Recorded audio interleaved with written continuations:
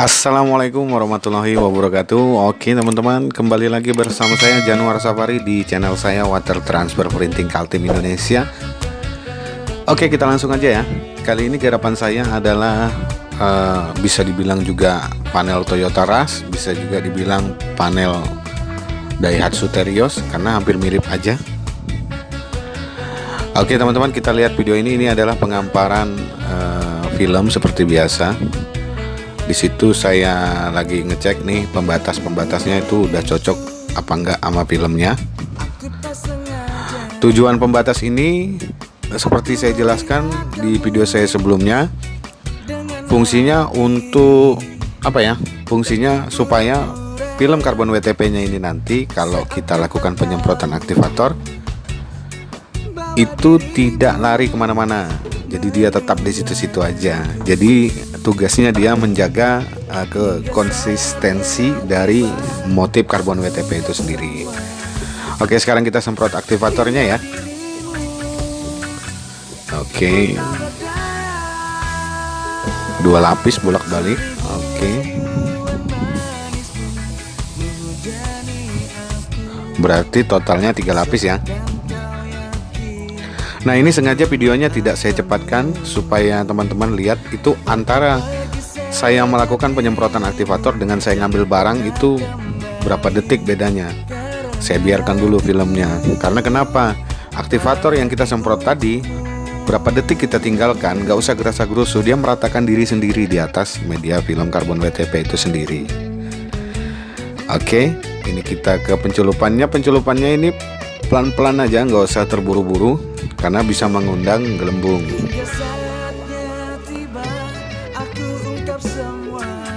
Oke teman-teman, iya,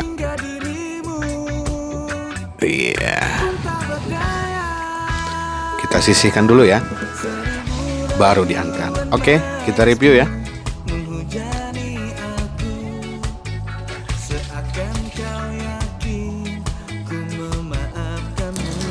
Di bagian sini teman-teman pasti rusak hasilnya karena apa ya? Karena di sini dia terkurung, air nggak bisa keluar. Jadi terjadilah di sini apa ya? Udara masuk. Jadi biar siapa aja yang melakukan penyelupan ini, kalau sudah medianya seperti ini, mau orangnya datang dari luar negeri pun hasilnya akan seperti ini. Kecuali ininya dibolongin, ini bolongin, ini bolongin, ini bolongin. Sekarang berani nggak bolongin punya orang? Nggak berani kan? Jadi nanti di bagian sini ya cat aja. Tapi untuk hasilnya seperti ini.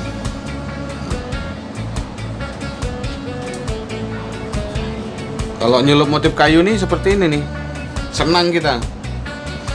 Nyelup sampai sambil pejam nggak apa-apa. Oke, lanjut ya.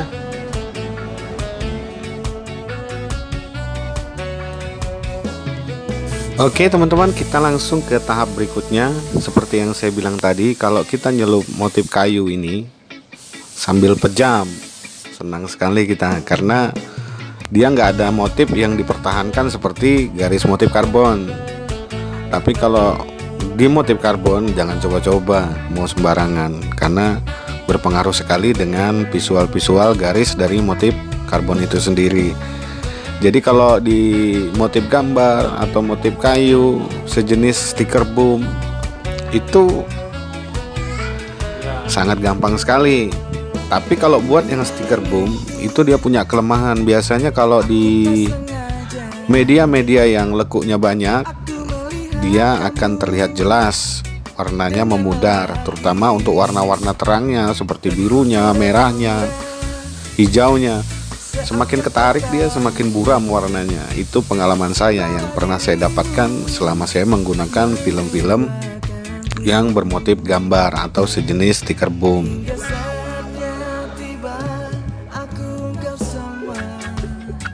Dan di motif kayu ini pun juga punya kelemahan. Kelemahannya di mana? Kalau kita menggunakan motif kayu ini, biasanya bak celup kita itu cepat kotor sekali.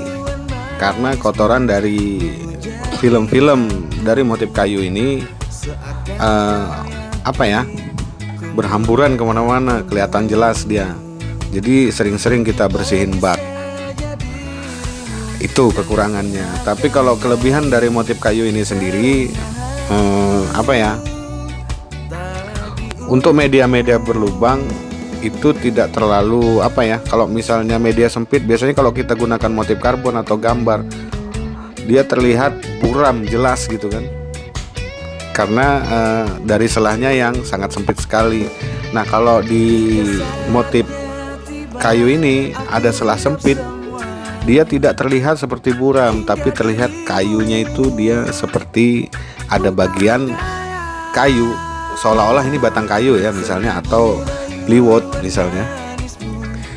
Itu ada bagian-bagian yang terlihat tua, terus itu di bagian yang lain dia seperti kayak kayu yang masih muda gitu. Dia terlihat seperti itu. Jadi dia tidak terlihat buram. Jadi dia terlihat jelas seperti motif kayu, tapi untuk kematangan dari kayu itu sendiri dia usianya seperti masih muda sekali gitu. Jadi dia tidak terlihat seperti sesuatu yang buram atau sesuatu yang mencolok seperti nggak enak dipandang mata. Dia tetap enak terlihat oleh mata kita. Itu kelebihannya dari motif kayu ini. Nah, untuk motif kayu ini itu bahan dari Taiwan kayaknya, karena saya taruh dia di atas air. Dia tidak membesarkan diri. Dia begitu-begitu aja.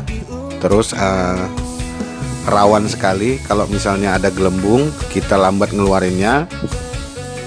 Alhasil pas kita pencet-pencet filmnya di atas air, filmnya bisa bolong tiba-tiba, langsung pecah gitu.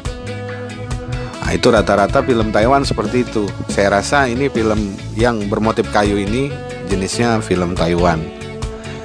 Tapi dia punya kelebihan lagi, dia bisa masuk di media mana aja gitu. Artinya bagian-bagian yang tidak mau kita kenai lebih baik ditutup, karena disambar habis sama ini motif. Saya juga sempat kutip ada pertanyaan dari teman-teman kemarin, "Bang, kok nyelup sih? Bukan nyelup sih, ngampar film. Abang kalau naruh filmnya di atas air kok jago banget sih. Saya berapa kali coba filmnya ngelintir." Begitu, ya kan? Yang teman-teman lihat di video ini, sebenarnya saya memotongnya lebih besar. Kalau misalnya dia ngelintir apa enggaknya, sama aja kita ngelintir juga. Nah, tipsnya itu satu, teman-teman bisa kasih isolasi di tiap sudut, jangan keliling, tapi di bagian sudut-sudut itu kan ada 4 sudut. Di sudut 1, sudut 2, sudut 3 sama sudut 4-nya itu dikasih ditempel isolasi aja kecil, tidak masalah.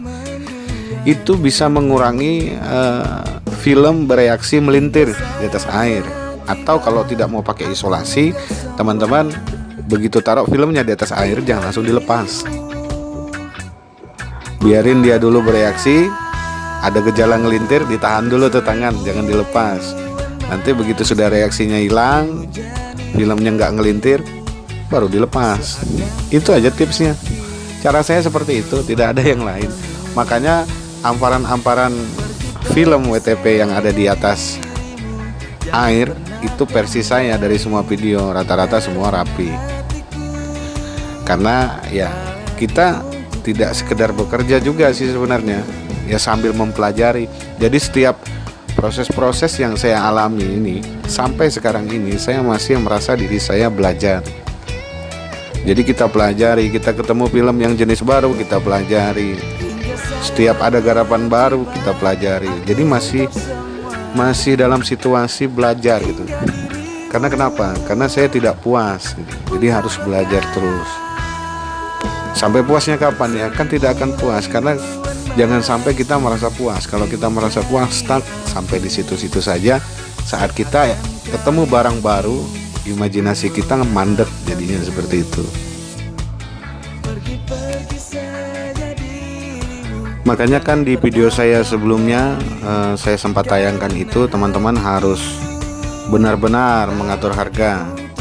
Bukan berarti konsumen tahu harga film berapa, harga cat berapa, harga thinner berapa, terus semua tetek bengeknya berapa.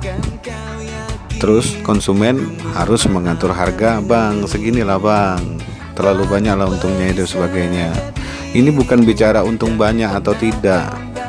Masalahnya kita punya kemampuan di luar dari bahan-bahan itu. Nah, dari kemampuan kita itulah kita tidak punya tolak ukur sebenarnya berapa harga yang pantas gitu. Nah, yang bisa memantaskan harga itu adalah diri teman-teman sendiri, termasuk diri saya sendiri. Jadi nggak ada patokan. Makanya di tempat karbon WTP di mana-mana tuh ada murah, ada mahal, ada sedang. Karena sesuai dengan tolak ukur diri mereka sendiri gitu. Bahkan ada yang baru-baru buka misalnya, atau yang sudah lama buka, terus dia merasa tersaingi atau kelang kabut misalnya, kan gila nih hasilnya lumayan bagus di sana, tapi harganya dia lebih mahal. Terus ada yang banting harga gitu. Sebenarnya banting-banting harga itu tidak jadi masalah sih sebenarnya. Semakin murah dia banting harga, saya anggap dia bunuh diri. Karena kenapa? Kita bekerja dengan racun. Semua yang kita kerjakan, barang-barang owner yang kita kerjakan dalam proses-proses seperti ini, pengecatan, karbon WTP, semuanya itu bahan kimia teman-teman. Nggak mungkin kan teman-teman suatu saat teman-teman nggak fit, sakit, terus teriak-teriak sama owner, woi obatin gua dong, gua lagi sakit nih. Ya nggak mungkin. Kenapa? Tolak ukurnya tuh teman-teman harus tekankan betul-betul harga itu, supaya teman-teman bisa punya tabungan. Itu supaya bisa punya tabungan. Kenapa? Jadi uang-uang yang disimpan itu, misalnya ada dana-dana lebih yang disimpan, itu bisa buat saving teman-teman kalau sewaktu-waktu ada apa-apa, misalnya maintenance alat atau penggantian alat, ada alat yang rusak, atau teman-teman sakit, teman-teman bisa gunakan itu. Jadi semua asuransi kesehatan, asuransi dari alat-alat kerja itu ada semua. Terus orang-orang yang ngamplas bantuin kita itu semua dibayar teman-teman. Jadi kenapa saya selalu menekankan kepada teman-teman, harga itu harus diatur dengan baik, supaya nanti teman-teman itu kalau ada apa-apa, teman-teman gak risau. Jangan nanti begitu sakit baru teman-teman merasa rugi, begitu alat ada yang rusak baru teman-teman merasa rugi. Kan aneh tuh, di akhir cerita baru merasa rugi. Dan saya pernah juga mengutip ada pertanyaan, Bang gimana sih caranya mengatur harga karbon WTP itu? Gampang sebenarnya teman-teman. Saya itu hanya mengaturnya, misalnya nih ada barang yang mau dicat doang, pengecatan biasa, itu harganya misalnya 200.000.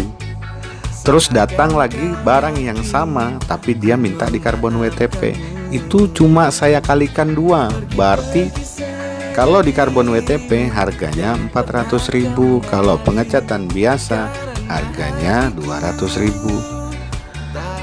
Nah nanti itu ketemunya di mana? Kalau misalnya teman-teman pakai barang yang mahal-mahal, ya harganya akan jadi mahal juga. Tapi kalau teman-teman pakai bahan-bahan standar yang murah-murah, nanti harganya ketemu juga murah. Karena pada intinya dia melakukan apa ya? Sistem memberi harga itu 2 kali lipat untuk karbon WTP dari harga pengecatan. Begitu aja, saya nggak pernah ribet-ribet. Kalau misalnya ngecat motornya nih full, misalnya 2 juta, dia mau karbon WTP ya 4 juta, begitu saya.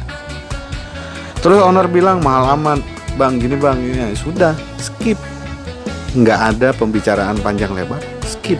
Atau teman-teman punya teman yang dia buka jasa murah-murah, kasih kontaknya ke teman-teman yang buka jasa murah, hitung-hitung bagi rezeki ke bengkel lain. Seperti itu saya pada waktu saya pertama buka sampai sekarang, saya metodenya seperti itu. Nah kalau kita misalnya bicara harga per sentimeter, misalnya 200 rupiah, wow itu gila.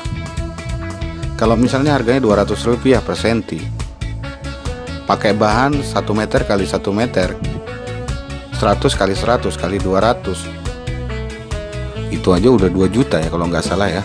Kalau nggak salah hitung sih udah 2 juta. Bahan 1 meter kali 1 meter,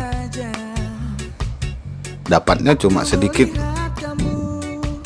barang-barang yang mau dikarbon dapatnya cuma sedikit, terus nilainya 2 juta. Kalau mau main harga 200 rupiah per sentimeter. Kan kasihan ownernya.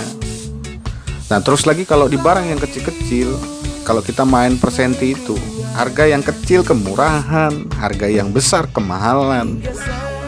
Jadi solusinya itu tadi apa? Dari biaya pengecatan biasa itu harganya misalnya 200.000, teman-teman tinggal kalikan 2 aja kalau buat karbon WTP, harganya jadi 400.000. Jadi dia posisinya ada di tengah-tengah gitu. Pakai bahan apa aja, mau murah mau mahal, jadi posisinya akan di tengah-tengah dia. Jadi kira-kira seperti itulah infonya dari saya, teman-teman. Semoga bermanfaat ya. Yang mau pakai metode saya juga ya silakan. Kalau ada yang beranggapan lain ya silakan. Kita masing-masing punya aturan main. Misalnya ada lagi nih, Bang, kalau kita harganya 2 kali lipat untuk karbon WTP dengan pengecatan biasa, karbon WTP itu 2 kali lipat harganya dari pengecatan biasa, apakah bisa membayar orang-orang yang bantuin kita ngamplas? Oh bisa. Tinggal diatur per item berapa. Tinggal nanti kalau misalnya barangnya besar, misalnya seperti body PCX, body samping yang bagian belakang yang panjang itu misalnya, satu barangnya itu 25.000 misalnya untuk ongkos amplasnya. Kiri kanan kan udah 50.000, ya kan? Kiri kanan udah 50.000, belum barang yang lain-lainnya yang kecil-kecilnya. Teman-teman bisa atur lah di situ sebisa mungkin, nggak rugi kok. Biar kita punya orang yang bantuin kita, tetap bisa terbayar. Selesai dia kerja langsung dibayar, jangan sampai keringat dia kering, berdosa loh nanti teman-teman kalau sampai dia kering keringatnya.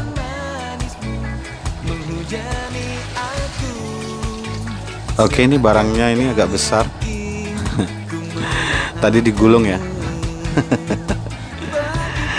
Nanti ini kita review nih setelah penggulungannya nih, bagian depannya itu nanti diapain. Di situ ada saya jelaskan di scan videonya. Oke ya, lanjut.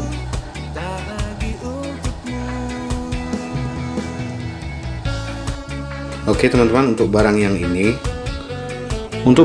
tadi teman-teman udah lihat kan proses pencelupannya, bagian sini sama sininya yang saya gulung tadi. Nah itu menghasilkan celupan yang di sini jadi kurang bagus. Jadi saya mengatasinya. Tadi saya melakukan proses celup lagi yang kedua kalinya untuk bagian depan ini, tapi bagian sininya saya tutup pakai solasi keliling tuh.